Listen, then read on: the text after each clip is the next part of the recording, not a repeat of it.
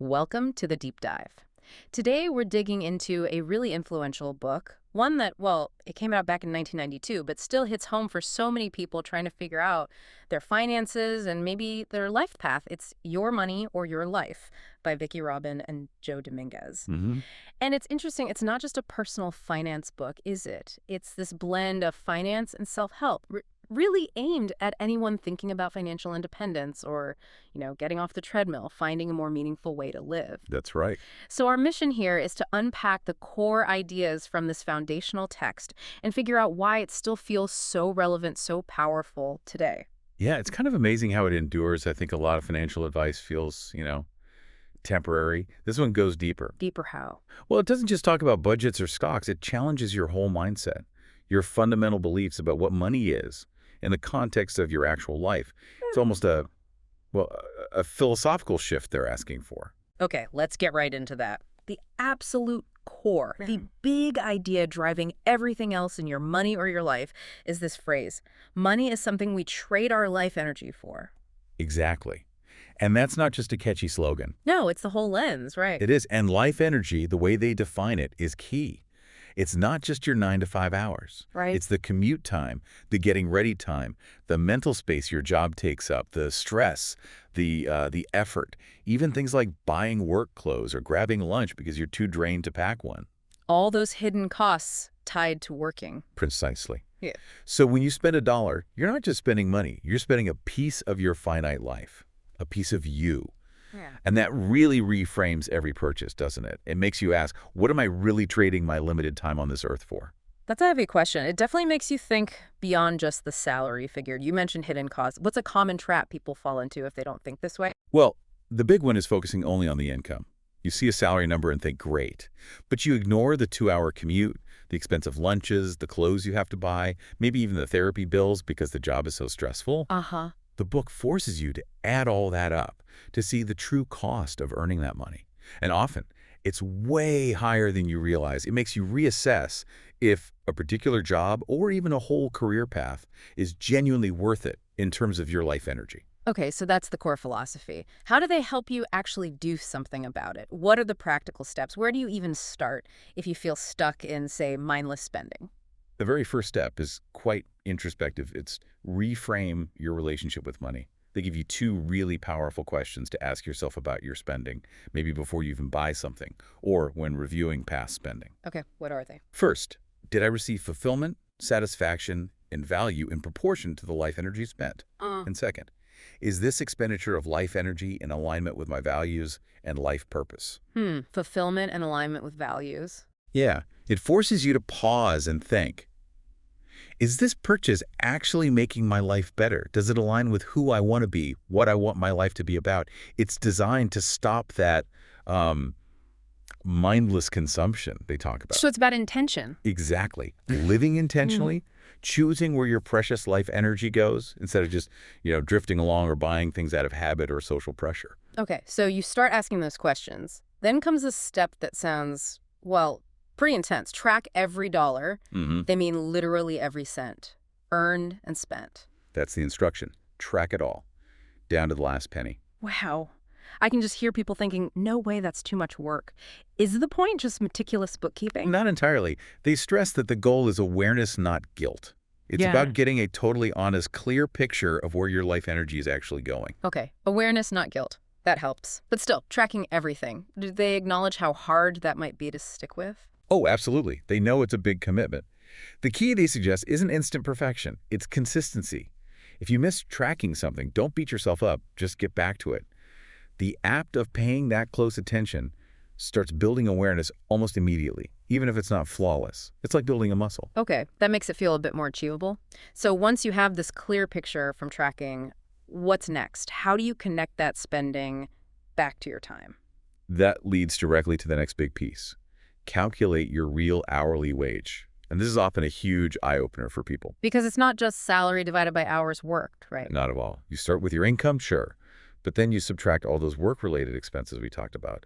Commuting costs, special clothes, tools, maybe even a portion of things like childcare or takeout meals necessitated by work. And crucially, you factor in the time spent on work-related things outside of paid hours. Commuting, de-stressing time, Ah, so the time cost, too. Yes.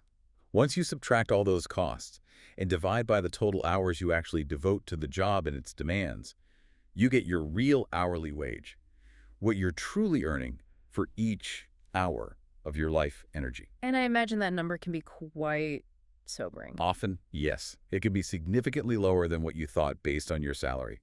And having that real number is incredibly powerful. How so? Well, it gives you a concrete metric to evaluate decisions. Is taking on this extra project worth X hours of my life energy at my real wage? Is this higher paying job with a killer commute actually better?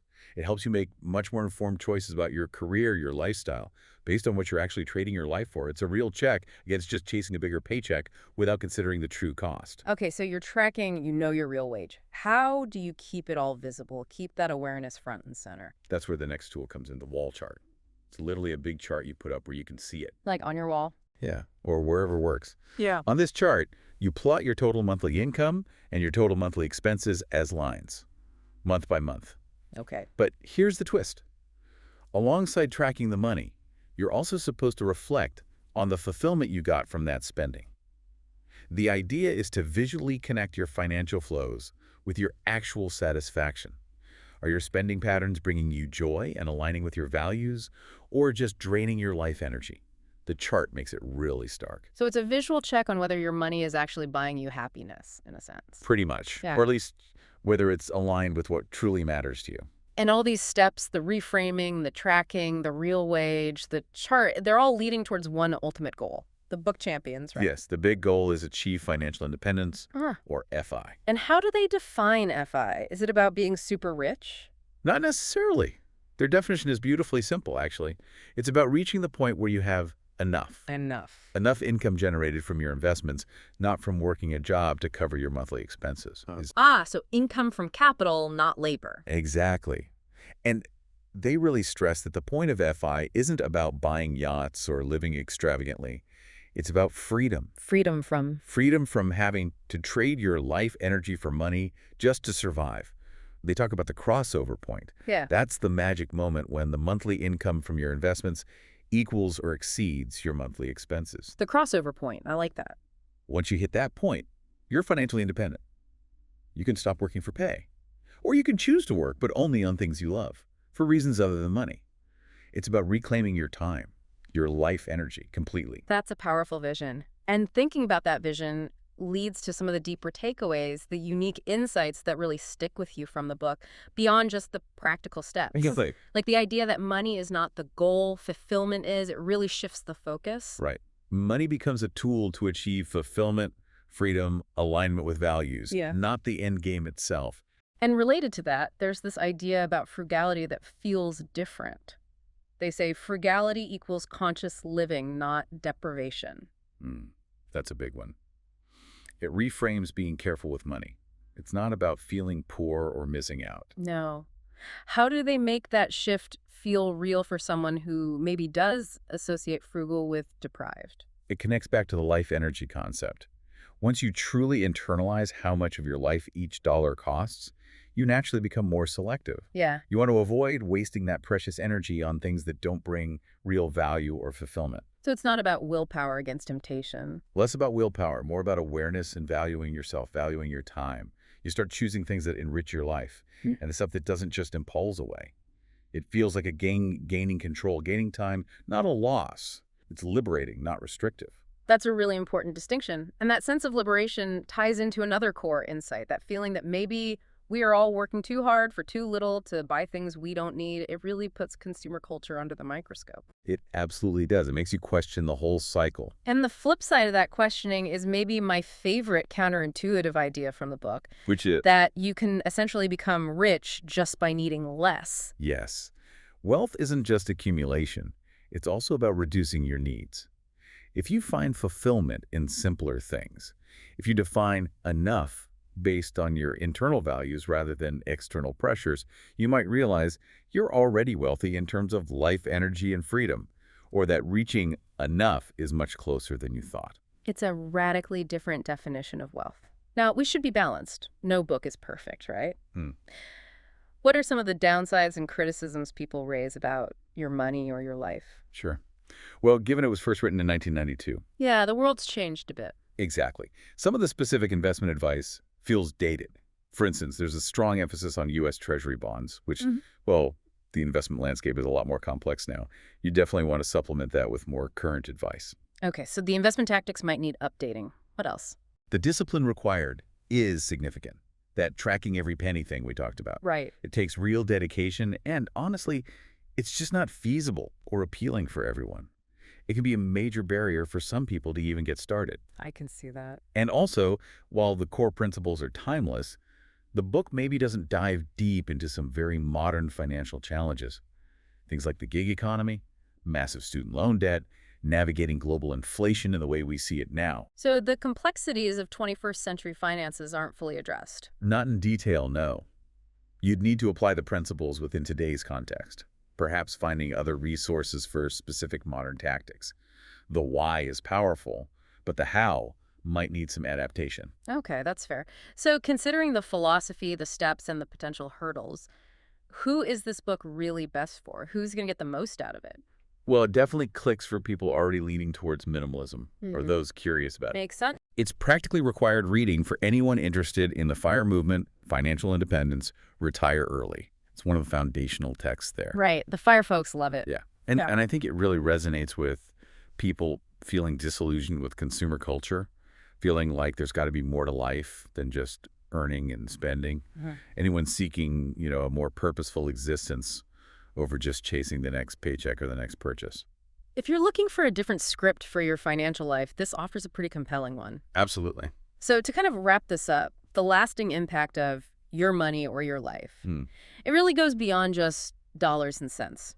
There's a quote from the source itself that says, "Your money or your life is not just a financial book, it's a life book." Mm-hmm. That sums it up well. And I think that's true. If you engage with it seriously, apply the principles, it really can shift your whole mindset about time, about work, about what you buy and why. It genuinely seems to have the potential to change your life's direction, helping you live more deliberately, spend more consciously, maybe even work with more purpose. Yeah. It gets high ratings, like a 4.7 out of 5. And you constantly see descriptions like life-changing if followed with discipline. And the style is pretty straightforward, simple, practical, and reflective. It lays it out quite clearly. The challenge is in the doing. Right. So maybe a final thought for everyone listening. Yeah, let's leave them with this. If money truly is your life energy, as the book argues, take a look at your spending right now. What's one aspect, just one thing you spend money on regularly that you could choose to reallocate? Not just stop, but redirect that life energy towards something that brings you genuine, profound fulfillment, something that aligns with your values. What might that look like starting today? And maybe even bigger. What does enough truly look like for you?